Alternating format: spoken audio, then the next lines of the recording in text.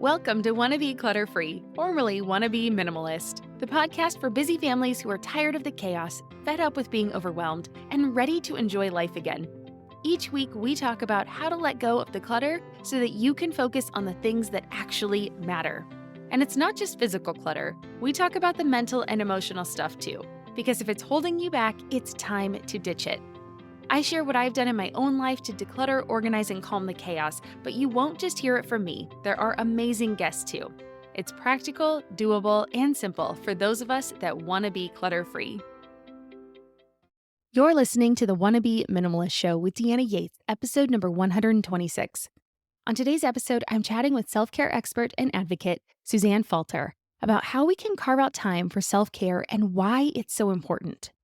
If you've heard the topic of self-care coming up more and more recently, and you're not really sure what it is, what it means for you, or how you as a busy mom can work it into your already extremely busy schedule, well then tune in today because Suzanne is breaking it all down for us.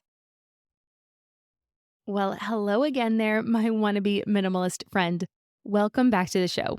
Thank you so much for joining me. I am really excited about today's topic. Self-care is getting a lot of time in the spotlight. But I think a lot of us aren't quite sure what it is or how we can make self-care a part of our life. And I am raising my hand and including myself in that group. I mean, a lot of you listening to this show are busy moms. And often that means we put others first, super guilty. So if your idea of self-care is a once in a blue moon bath with a bath bomb, or getting a massage a few times a year, then you're going to want to listen to this episode and take some notes. And if you are out driving or walking or just not in a place where you can write things down, then be sure to check out the show notes or head to my website at wannabeclutterfree.com/126.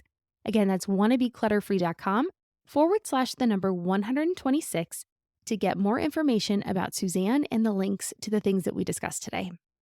But before we get too deep into the show, I'd like to say that if this is your first time here, well, welcome to the show. I am honored to have you. I hope you like what you hear and you come back for more. And if you do like what you hear today, would you please be so kind as to leave me a rating or a review? The ratings on Apple Podcast and Spotify are the lifeblood for podcasters like myself. It tells me what topics you like the most so I can get more guests to discuss those ideas and go deeper. And it also helps others who might be struggling with too much stuff to find us and get inspired. And also, I just love hearing how the show is helping you.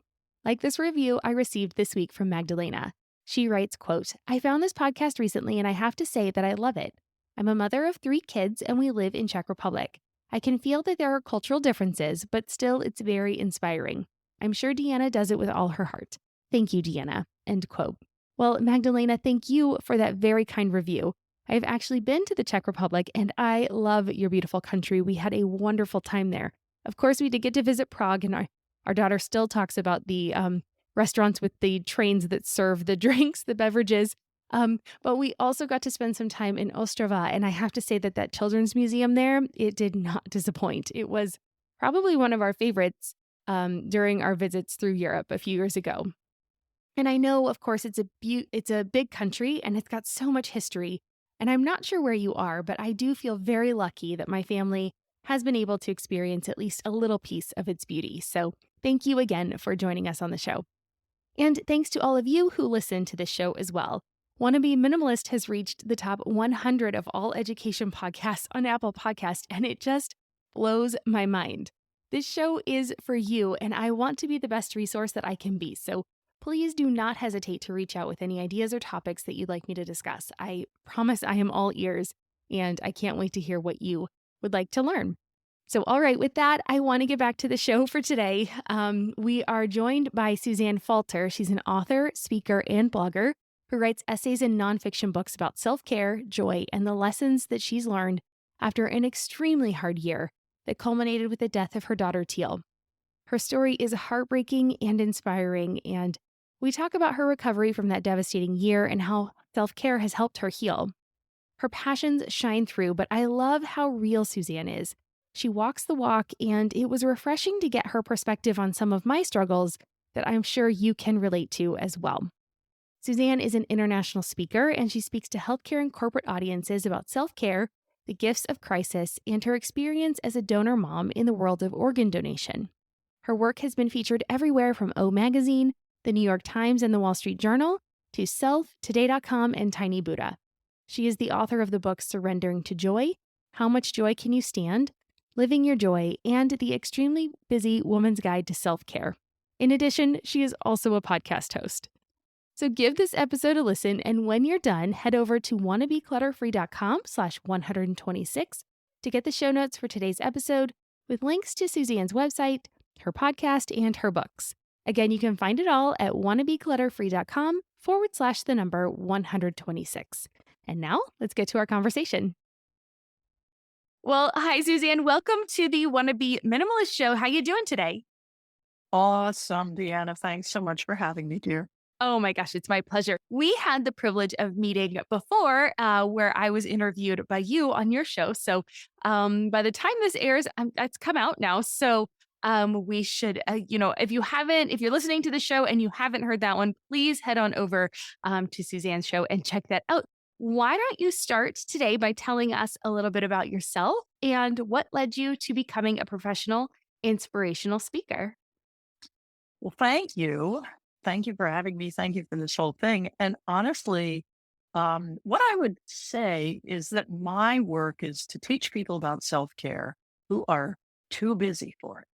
And that is the work I have been led to through a bunch of unusual circumstances. Prior to that, I was a self-help author and writer for decades, and didn't expect my work to lead me into self-care. I didn't really know what self-care was because I was somebody who overworked all the time. And I was an extremely busy woman. And what happened was that a bunch of circumstances came along and knocked me totally out of the loop, including the end of a relationship, moving out, ending a business, all of them in a 2-month period, at the end of which my 22-year-old daughter, Teal, suddenly dropped dead from a medically unexplainable cardiac arrest just a few hours after I had dinner with her. And Teal was an extraordinary person who went all over the world by herself with her little guitar, and she busked on the street. And she knew a lot about self-care because she was epileptic. And her epilepsy taught her to tune into her body and to really take exquisite care of herself. And, the cause of her death has never been understood. She just slipped away. And I decided after her death that I would make my focus returning to myself and becoming a better, healthier, more balanced person. And the way I determined I could do that after reading her journals and really thinking about the examples she left me was to go deep into self-care. And I didn't know what self-care was. I was, you know, like I said, I thought self-care was get a massage every quarter and call it good. And maybe a vacation every few years, maybe not. I was just a busy, busy mom and a busy, busy everything. And I didn't yet understand the joy of something like minimalism and really simplifying your life to live your values. Deanna, I didn't even know what my values were. So when I wrote The Extremely Busy Woman's Guide to Self-Care, the first thing I wanted to do was help people get in touch with what are your values? Why are you rushing through this life? Why are you doing so much? And I really think a lot of this is about overproduction. Mm. We have terribly high standards. We're working much harder at things than we need to. We are producing at a perfectionist level. And we're often doing a whole lot of stuff other people should actually be doing themselves.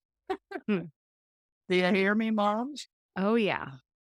Oh, gosh. Okay. Well, there is so much in there that I'm so excited. We have this whole episode to unpack a lot of that you just talked about Yep. because, yes, I mean, I think especially women, especially moms, we take on so much and we put so much on our plate and we don't necessarily have that moment of, is this really what I should be doing? Because we're so busy and we're so just go, go, go.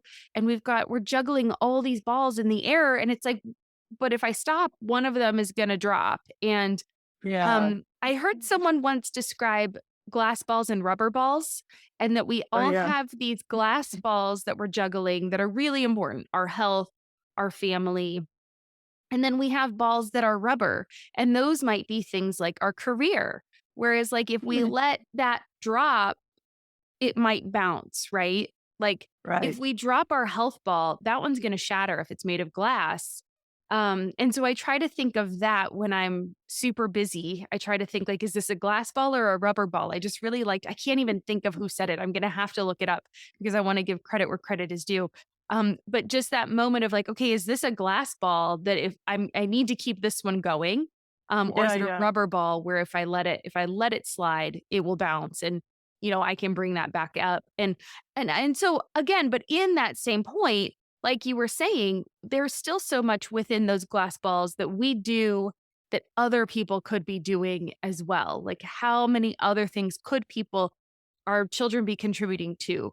You know, uh, packing their own lunch or, Exactly. unpacking their lunch at the end of the day, helping around the house, these kinds of things. So let's talk about that a little bit. So let's talk about your schedule. What makes you busy? How do you manage your busy schedule? Because again, Well, just because you're doing yeah. self care doesn't mean you're not busy.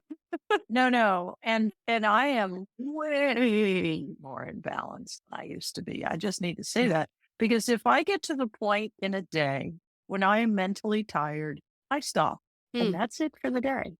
And I generally have a 2-hour slot in the afternoon, which is filled with things like hanging out with my wife, taking the dog for a walk, getting some sweaty exercise, doing some yoga, maybe baking cookies, the little yeah. things in life that are actually quite important.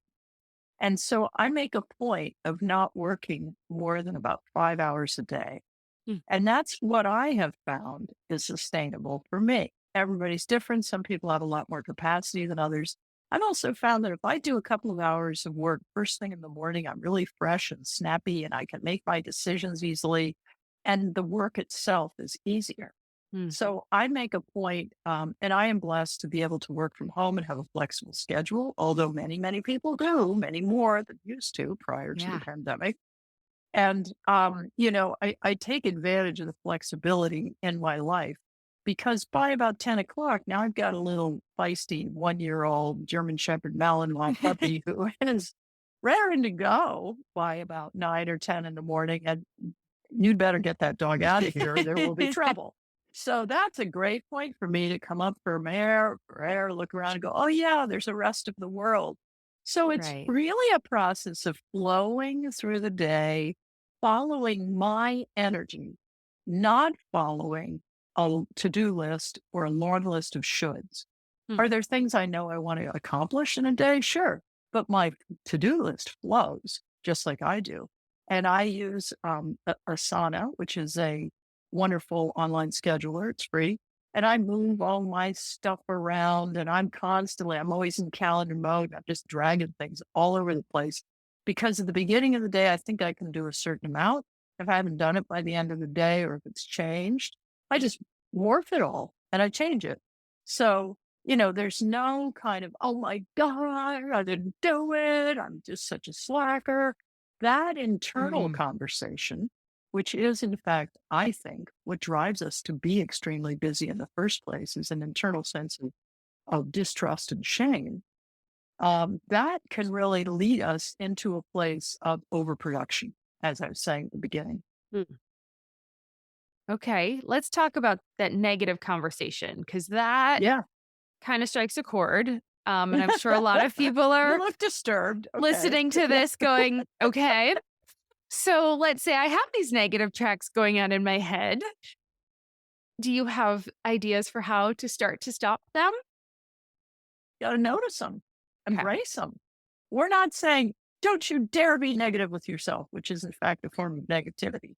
We're saying, "Oh, hey, there's that little voice I was trying to identify. Cool. I just Mm, observed it.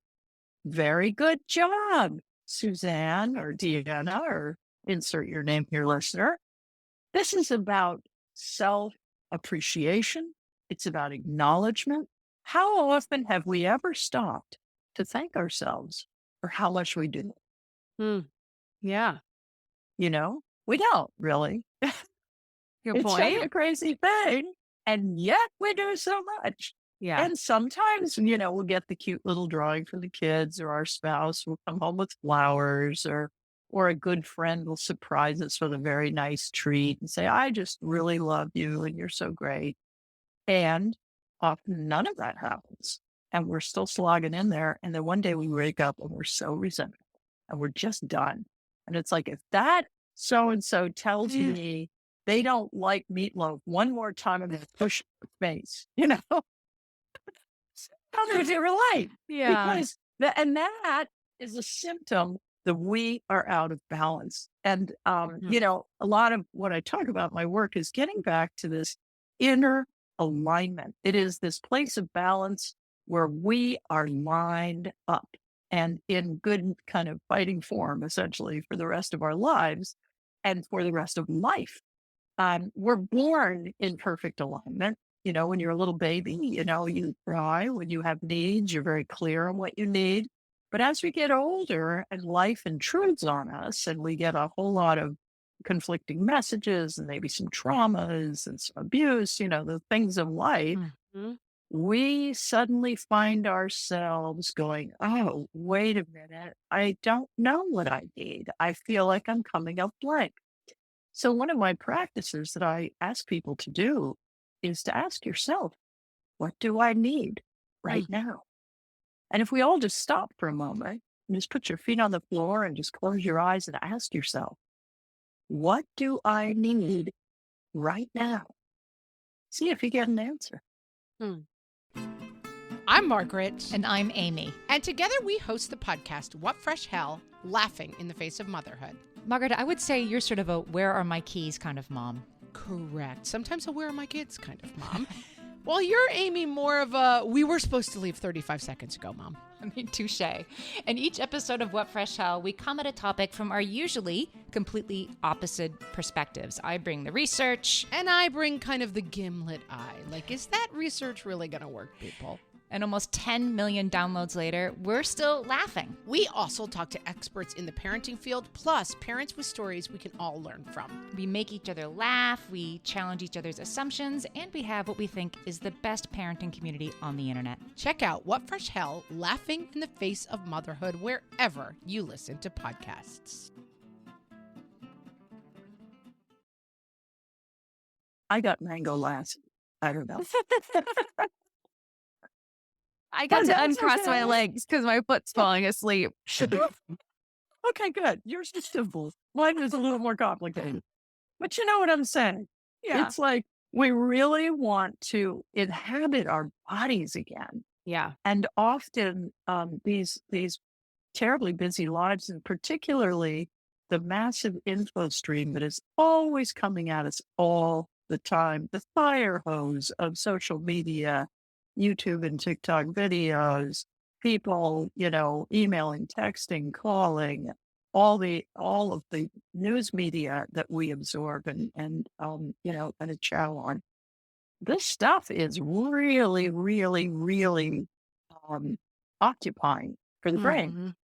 And yet, our default setting of our brain is to be in kind of a resting state or a Mm. daydream state. There is something called the default setting. And it Mm. is where we generate creative ideas. Creative ideas pop into your head. So things, Right. ideas, oh, I better call my mother. Whatever it is, that does not happen while you're reading your phone. Mm. That happens when you are in a place of inactivity and just kind of mental rest. And ideally, just sort of doing nothing, not even sleeping, just hanging out. And the brain needs a certain amount of this to continue to generate gray matter and so forth and to function well. Mm. And yet we are so overstimulated. That is another reason we feel a great deal of internal pressure all the time. Interesting. Okay. Yes. All right. Well, that kind of puts a perspective on why, when you're doing that doom scroll, like all doom scrolling, you're just scrolling forever and then it just Oh, yeah. spirals downward. And yet it's so hard to pull yourself away from it. But okay. So it's like, yes, your brain is kind of on this constant dopamine hit, and yet it's Yeah. not getting that rest that it needs to kind of recharge and really be your best self. So let's Mhm. talk a little bit about, I want to go back to values. You talked Yeah. about figuring out what you value in order to kind of create your self-care routine. Mhm. Well, How do okay. you recommend we do that? Okay. So I had to figure this out for myself. And there's a little tool I created in the book called the Handy Values Sorter. And the Handy Values Sorter really is asking you to rank your values and to tune into your values and to become quiet and still and really take on the project of understanding what you care about. Mm, And just for those who aren't clear about what I mean by values, is it more important to go to your child's first grade performance or to show up at the company picnic? Is it more important to you personally to be, you know, muscular and fit, or to have fun having that extra bowl of ice cream every night? And what is really more important? Because the key is there's no harm, no foul. It's all good. Whatever you right. choose is up to you. And sometimes you have to muddle through life for some time before you get clear on what your values are. I'm in my 60s and I, have spent a lot of time not living values that were authentic. So that was helpful because, I went off and did the wrong work for 10 years. Mm, I thought it was, and I mm, was running my own business. I was totally a interesting. choice here, but I went for the money. I was doing, Huh. I've always been an entrepreneur. So I was doing an internet marketing business that was very lucrative. Mm, And at the end of it, I was kind of like, okay, you did check some things off the list, but that was the first thing that went when my daughter passed. hmm. I mean, for me, I had to Yeah. have an extraordinary, shocking, you know, severe worst of your life, hopefully, crisis Yeah. in order to get back to my values, because that's what happens in a Mm, severe crisis. Hopefully, listeners checking right. this conversation out will not have to go through a severe crisis. Yeah. But you're very inspiring because you Yeah. just rose up from a life that was not completely fulfilling and you took off to do your travel. We did.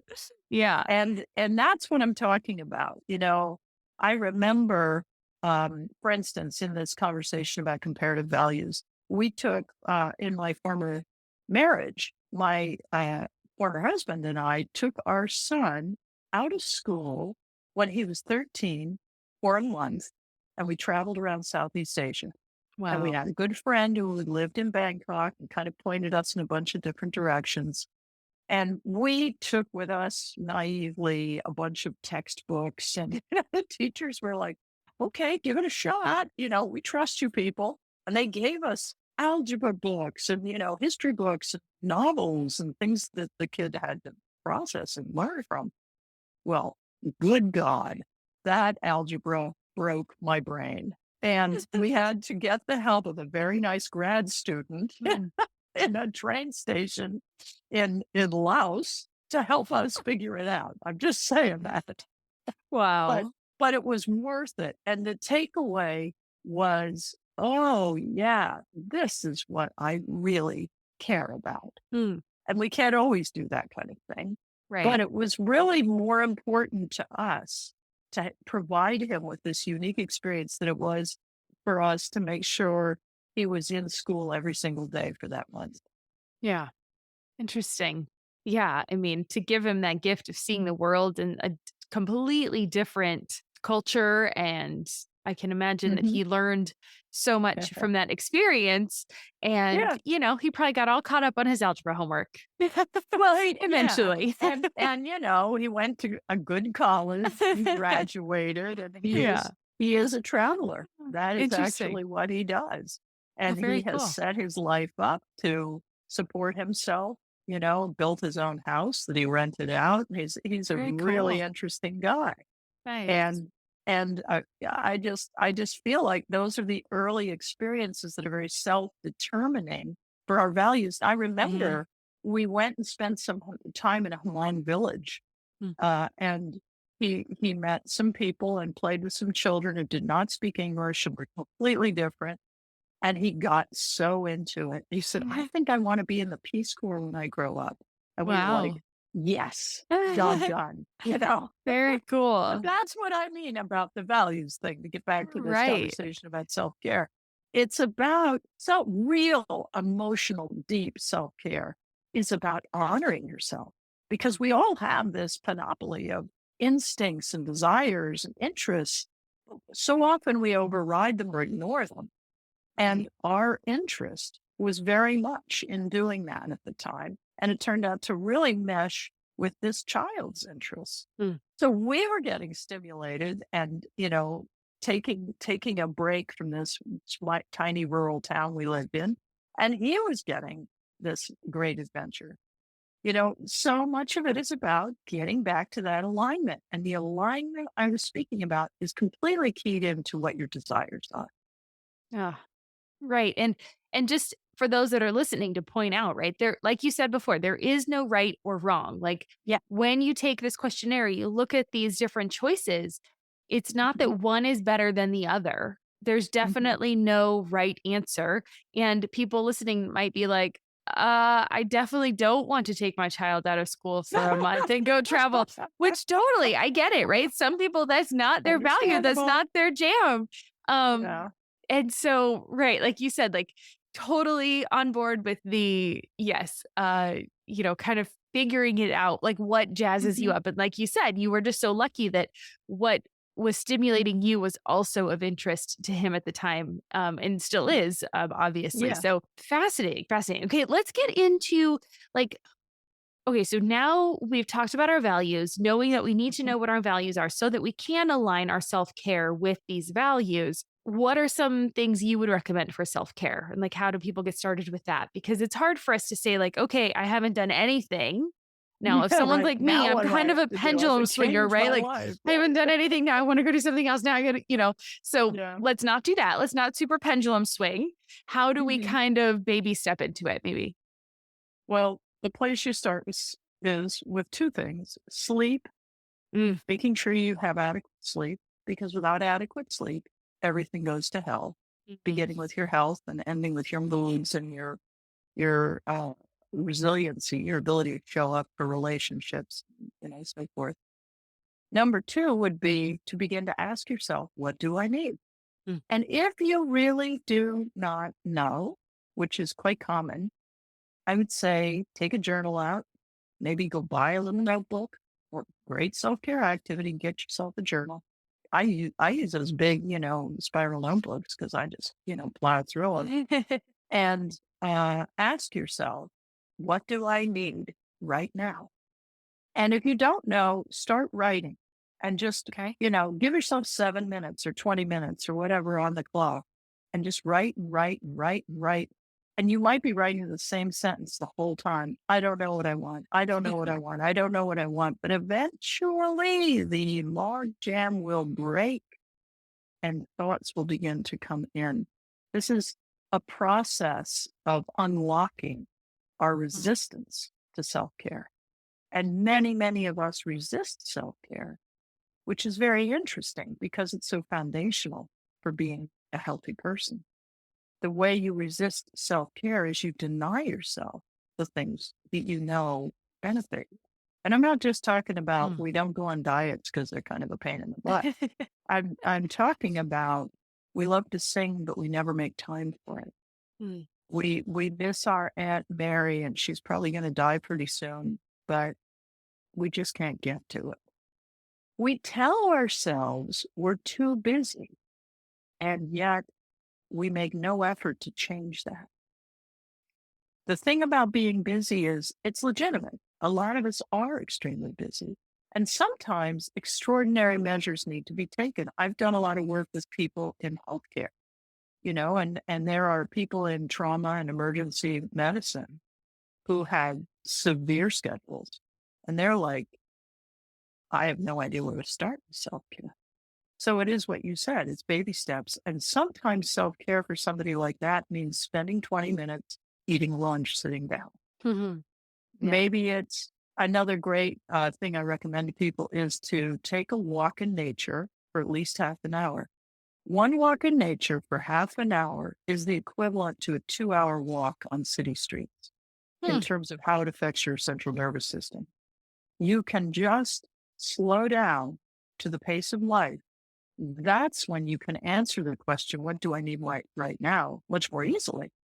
So sometimes we just have to like dial back the adrenaline. As you were saying earlier, we get so wound up by life and all the responsibilities on us that we need to have some clarity.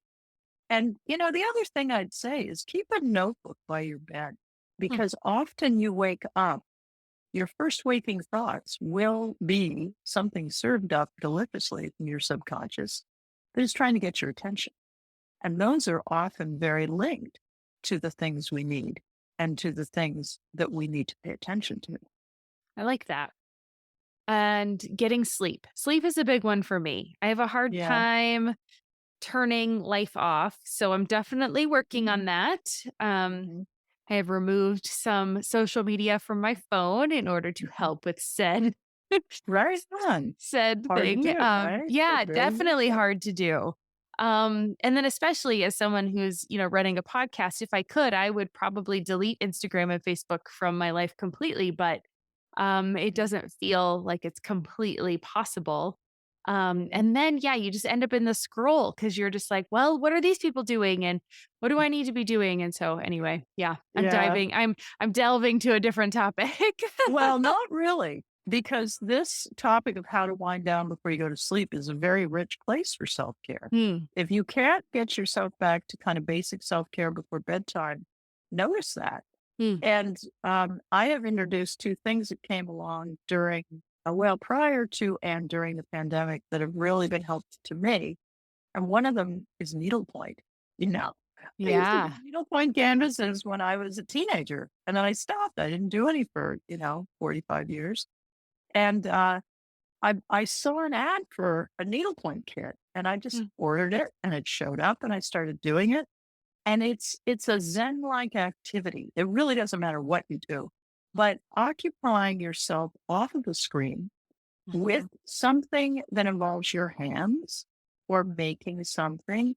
It could be writing poetry, it could be singing, it could be learning an instrument, it could be learning a foreign language, it could be, you know, um, reading for Pete's sakes. You can go to the library, grab some great books. These are, not the same as listening to a podcast or watching YouTube videos Mhm. or TikTok videos or whatever, because it's a simple activity that engages your brain a little differently. And I think this is actually something I do almost every night, and it really helps me Hmm. kind of drop my adrenaline level. And I'm a creator, I like to create stuff, but for somebody else, it might be, sitting with their plants or, um, doing some yoga or Tai Chi or something like that right before bed they're all good because they help you just cycle down. Hmm. And often if you can't kind of slow your brain down, that is truly helpful. All right. Well, that's some really good tips. One other thing I wanted to step back to was kind of these obligations of other people or that we put on ourselves, basically saying that, but if I don't do it, no one will, or I've got to do this because blah, blah, blah. Um, so how do we start to say no or let go of these No. obligations or, you know, have people take more responsibility for themselves? What's your suggestions there? God bless you for asking that because I actually have a whole section in the book about how to say no at work Ah, and how to say no at home. mm. And, please notice something. We're women. We say no, we immediately feel guilty.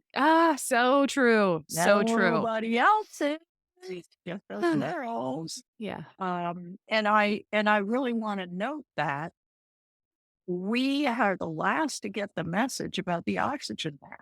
Put on your oxygen mask first. Yeah. And and the illusion is just what you said. We have this stock set of beliefs. Nobody can do it as well as me. If I don't say yes, nobody will. so-and-so is counting on me and I really can't disappoint them. Even I will look good to other people and that'll be important for my safety or my well-being or, at work, it'll be, related to my performance review, even though it's above and beyond the scope of my usual work. These are not true, these thoughts we give ourselves. They might be true, but they're probably not true. And the truth is, we treat them like truths, but we don't know that they're truths. We Hmm. don't know that accepting this additional assignment will actually enhance our performance review at work. We don't know that nobody else would show up and, make the Rice Krispie treats for the bake sale. We really don't. And Yeah. um, something happens when you kind of, insist on doing all this stuff. Other people get trained to not participate and they miss out because participation can be a lot of fun. And it can also make you feel stronger and more engaged. But often I think we do this, taking control of stuff because I mean, there are many reasons, I think, but one of them could be that we're trying to compensate for a sense that we're not enough. Hmm. We're feeling guilty for perhaps messages we got long ago that are still like floating around in our brain. I was a huge say yes too often person. Mm-hmm. And that's all about, I am not enough. And if I do this, maybe I'll be enough. But the sad truth is you do it and you're still not enough in your own mind. That makes sense. Yeah. Yeah. It doesn't change it. You just feel Oh, busier and then something else probably doesn't get done as well. And then you feel like a failure over there or whatever. that's right. Yeah. That plays and And plays and plays. I just did a blog about how we have comfort zones with different levels of self care. Hmm. And for many people, the comfort zone is not much self care at all, but it's comfortable to always get in there and volunteer and say, I'll do it and heap too much on your plate and then be up late and annoyed and resentful. That's like the comfort zone. So to actually say no and risk the guilty feelings Yeah. and the potential disappointment and, well, the order has changed experience, you have to be willing to let go and you have to be willing to see how it goes. And that's a different comfort zone. And it's uncomfortable getting to that different comfort zone. Then you stop saying yes so much and you start building in more self care with this new bits of time that you have freed up. And you kind of go, wow, what took me so long? Hmm. Interesting. Interesting. Okay. Whew. Whew. I like it. It was good. It was really good. And a lot of it resonates with me. I'm definitely one that has said yes way too much in my life. I mean, yes. I definitely have been that person and I am trying. I'm really trying to not be and walk the line. But I Mhm, struggle with the at the moment, so I'm volunteering for the PTA at my daughter's school because we mhm, just switched schools. So I want to get to know the parents, and she's in mhm, fourth grade now. So, I feel like it's so much easier to meet families when you're in kindergarten and first grade. mhm, That's when the new families show up to the school. That's when all the people were there. We went to the, beginning of school picnic and it was all the young families, and there was not a single family from fourth grade. And mhm. so, it's like, okay, so how are we going to meet these families? So now I'm like, okay, well, if I just volunteer, but I'm trying to be very cautious about how much Mhm, time I volunteer. So, like, I can still go to the mhm. events, I can still help on some of the events, but not do all of it, not dive super deep, which I Definitely. would have done before. So, I feel like that Yeah. at least is a step in the right direction for myself. So, And something you might also ask yourself yeah. is why it's important to meet other families in fourth grade. I'm just Okay. suggesting Yeah. Yeah. this level of questioning for Sure. all of us Yeah. because we make these assumptions that it'll all be better if I do that. And that's what I mean about Mm. overproduction. Because sometimes, and this is not specifically about your situation, this is just an example. Sure. Sometimes going into an assumption like that Hmm. is all based on an assumption that I'm going to meet all these other families and they're going to be great It'd be friends with me and great. we're going to have all this, like dinners on Saturday night. And, Yeah, we're all our gonna get kids are going to have together and sleepovers. It's gonna, and it may not happen. And you're Right. just like the person who showed up and volunteered. Yeah. So like our perception That's a good of point. what all that extra activity will do for us can be off base, really Yeah. off base. And then it's sort of worth it to ask, well, why aren't any of the other fourth grade parents volunteering? What happened there? Hmm. And Interesting. did somebody else like carry that mantle? And Yeah. Well, it's I definitely fun to learned. think I about. tried the same thing with Girl Scouts, and then I got Oh roped yeah. into leading the Mhm. troop. And that Oh yeah. was, and Mhm. then like that I learned was definitely not my jam because that Mhm. was definitely that same thing where why wasn't anyone else volunteering? Why was it so Mhm. hard for me to get other people to help with it? So Mhm. yeah, that one I quickly said no to after that. Well, the first year got interrupted with COVID, so it was a real easy out. Right. Well, But yeah, every place is different, every organization is right. different, every Girl Scouts is different. Let's just True. acknowledge that. I Yeah. remember when Teal was doing it, and Yeah. she did it all the way up through 12th grade, for Pete's sakes. Nice. There were a dozen different leaders who ebbed and flowed, even in a small community of a couple Nice. thousand people. And that was just because people really needed people in that Mm. particular place. And it really was self-care to do that. Sometimes we're all just kind of wanting to get under the covers and hide the rest of probably because too many people and too much stuff. Right. Yeah. Well, I'm an extrovert. I need people. So I think that's one Mhm. reason I do it as well, is because that for me is the self care part, right? The getting to Right. talk to new people and Right. getting to, that's one of the things I love about being a podcaster is I get to meet people and I get to talk to Right. them. And whether I get to actually meet them in person or not, this for me is a great outlet. And so, yeah, so that's the self care aspect of it. Now I'm taking, that's my story. I'm sticking to it. No. That's really well observed. So a high value for Yeah. you is connecting with your community. Yes, And absolutely. you'll find all the perfect ways to do that by trial and error. That's Yeah. another thing I want to say Trial and error. about Yeah. that. I was just going to say this is a self-care, an essential piece of self-care is to treat it all like an experiment. Mm. Okay, well, Suzanne said I should, start saying no more often. I'm going to try it. But if this doesn't work, forget it. I'm never saying no again. No, I'm not suggesting that. I'm saying treat it like an experiment. And Yeah. if saying no in that particular way didn't help, try it this way. Or don't say no. Say yes, but say yes, a different way. You know Right, what with I a mean? It's like, boundary, right. right. We Yeah. have to really learn by doing with Yeah. all of this. And the beautiful thing is our openness to change is what will create greater self-care. Mm. And P.S., why should we bother with self-care? Why have I been blathering on for the last 10 years about self-care and the last, 30, 40 minutes with you? Because when you allow yourself the experience of deep self care, you begin to love yourself more and you Mm. begin to come back into alignment. The crazy thing about my life since my daughter died is that I'm far happier ultimately. Mm. I miss her. I grieved her like crazy for 3 or 4 years. I couldn't even work the first 2 years. But I found my way to my younger self. And I have a lot of experiences of a truly joyful spirit that I had as a little kid. Mm. I was kind of an irrepressible child.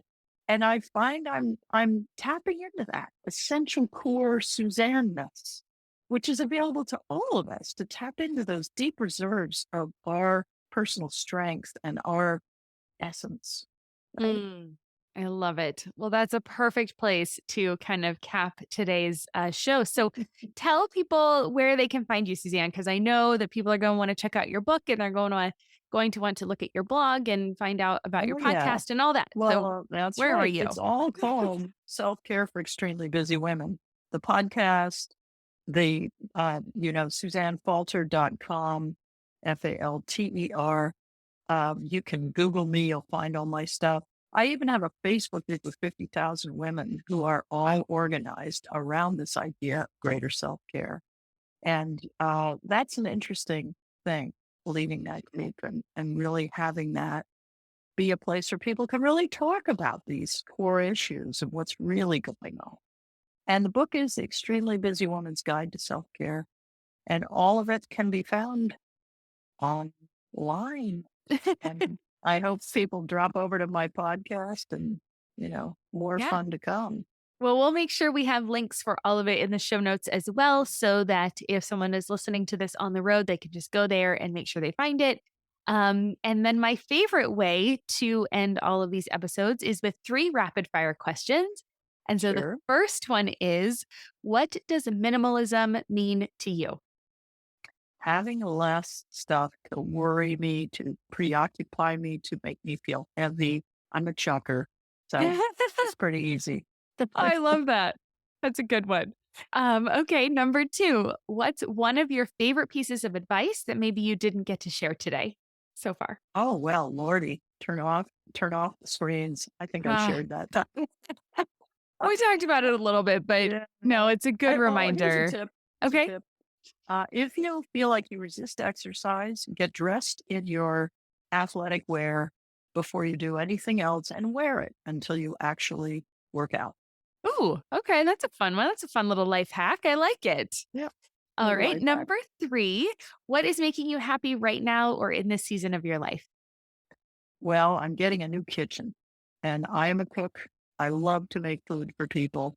And my dear wife has owned this house for 35 years and never redone the kitchen. Uh-huh. And it is time and it is going to be so beautiful. And we've spent a whole year on it and we get to have the kitchen of our dreams. I'm just thrilled to be part of that process. Oh, that's so fun. I love it. Yes. And right, putting that, putting your energy and your money and, all your time and effort into, something that you really value, just totally aligns with your message and it lights you up. And I Yeah. love it. So, well, Suzanne, thank you so much for joining us today. And I wish you all the best. Thank you very much. Wasn't that good? I am amazed at Suzanne's resilience and her presence. She clearly is a woman who practices what she preaches. But I would love to know what stood out the most to you. Come on over to the Wannabe Minimalist family group on Facebook and share. Sharing your insights will help others on their journeys too, and it just might be the thing that someone needs to hear today. And if Facebook isn't your thing, you can always find me on Instagram.